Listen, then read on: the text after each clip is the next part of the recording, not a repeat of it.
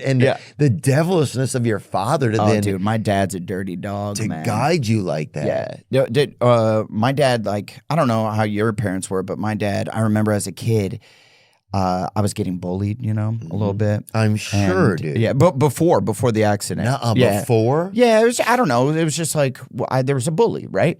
And and my dad was like, dude, does he picks on you? Is he a lot bigger than you? And I'm like, he's way bigger than me. He was held back a grade. So this guy was like a fucking monster, dude. Insane. And it was in like fourth grade. He's held back. Yeah, he was held back. Yeah. He's a big dummy. Just let the dumb go with their friends. Let him go. That's a scary part when you're like, hey, this kid's you hold him back, and now he's mad. Now he's angry. Because everyone knows he's stupid. Yeah, he's angry and dumb. Yeah. So now he's in my grade, and he... Fee, fi, fo, fum. That's it. Yeah. I smell the blood of Adam. And then he is like picking on me, and my dad was like, hit him as hard as you can in the face and then run away. He's like, try to knock him the fuck out. And then he's bigger than you. And I'm like, He's like, then get out of there. Right. So the next day, I was like, he was picking on me, and I just was like, blah! And I punched him right in the nose. Did not knock him out. But he didn't attack. He cried like a bitch. Yeah, he did. Yeah. And then I think I became his bully, which in turn, I've told this story on my podcast, This Is Important. And I told that story, and then I found through the grapevine that he thinks that I was his bully. He doesn't remember bullying me. He only remembers me bullying him afterwards. Because afterwards, I just took my dad's advice. Right. So he was like talking shit in class. I just got out a book and hit him in the back of the head. Yeah. Yeah. And like he was talking shit at the top of the stairs. I fucking kicked him. Checked him. Fell down the stairs, dislocated his shoulder. Did he? Yeah, dude. So I think I was like fucking really violent. Yeah, it sounds like you don't remember things correctly. Yeah. It sounds like you were I did. It does. a violent guy. It does. But I thought in my head, he's the aggressor. Maybe not. Maybe I'm a little piece of shit, but I thought I was in the right. But I was like, I'm smaller, so I have to be more violent, or else I'm gonna be the one getting my ass kicked. So we had a kid at after school care. We went to a religious after school care because they would donate it to you if you prayed a lot or something. So my mom would get a couple prayers in, and then you got free care for the kids or whatever. Good deal. Oh yeah, so she was hitting the urinal or something. No, it's not a urinal. What is it? Where you pray? Confessional. Confessional, right? Yeah. So way different than a urinal. Yeah, definitely. Yeah. God, I hope God, please make this piss come out right. I'm so sorry. Yeah. No, it's okay, dude. But yeah, so she would like make a bunch of deposits in the confessional or whatever. And then they gave you free childcare for the after school, right? And we had this one kid named Jeep was his name. He was named after a vehicle, right? Yeah. So they named him Jeep. And I was like, well, that's not how it works. But my buddy Scott's daddy was like, you know what? If he's being mean, you go up on that upper deck and hum a piece of concrete off at him.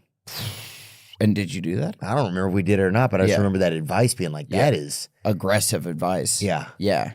But yeah, Jeep was problematic, and he would body slam other kids and stuff. Yeah, it sucks, dude. Yeah, so. But everybody had a bully, man. But you talked about it on a new podcast. You have a new podcast. Wait, I know this with the guys from Workaholics. You guys started a new podcast. That's right. It's not new. We've been doing it a while now, but did you re-pick it up or something? Yeah, we don't promote it, so we've just been doing it in silence. Right. Yeah, no one knows about it. It's called This Is Important, but it's me and the Workaholics guys. It's super fun. Yeah, it's fun, dude. And what a way to keep that thing alive. What a way to keep an experience alive. Yeah, it's just a fun way to get together. It was during the pandemic, actually, we started it, and we were like, dude, we never see each other anymore. We're bored. Let's just crank this bitch out. Bring up a photo of the gang right there with the pod. Yeah, This Is Important. We're actually pitching a new show together. Really? Yeah, so the boys might be back. Dude, that's so cool. Yeah, we're what a great group you got with too. Yeah. Anders. Yeah, it's fun.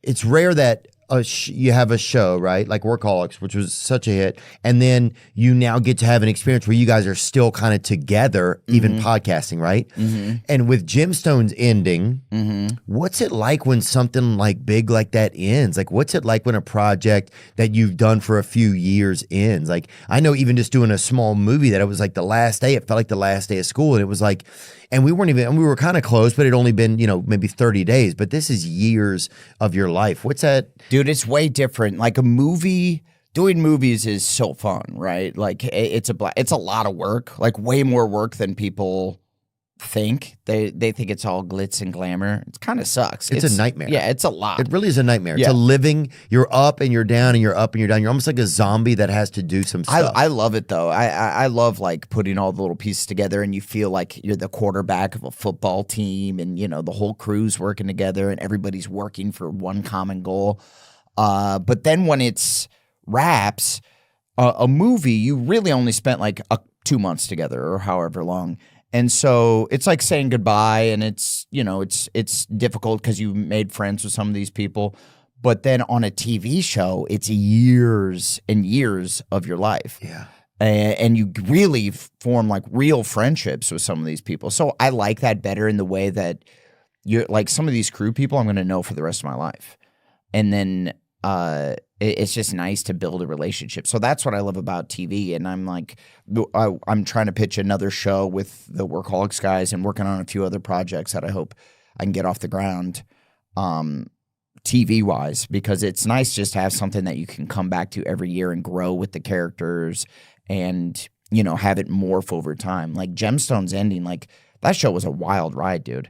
It got us through the pandemic, through 2 strikes, through all these ups and downs, all this turmoil. It was nice to come back and have this be, kind of home base. Wow. And I know you just recorded with Danny a couple weeks ago. Yeah, it was great. Oh, isn't he the best, dude? He's so great. I was a little bit nervous. I wish I had just talked about more regular stuff. We talked about like some family stuff. It was great.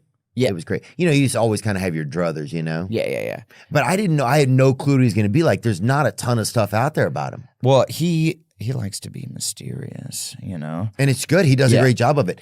And he was talking about how, like, by not having social media and all that kind of stuff, it just keeps him, it lets him have his brain space for himself. He's like, you have to have time to be kind of just where your brain's not doing anything, And he's so good about, like, doing what he does and not feel, I think it's so easy just to be like, I have to be everywhere. I have to be doing, and I feel this way sometimes. I'm like, why don't I have a Snapchat presence? I'm like, fucking Snap. Who am I?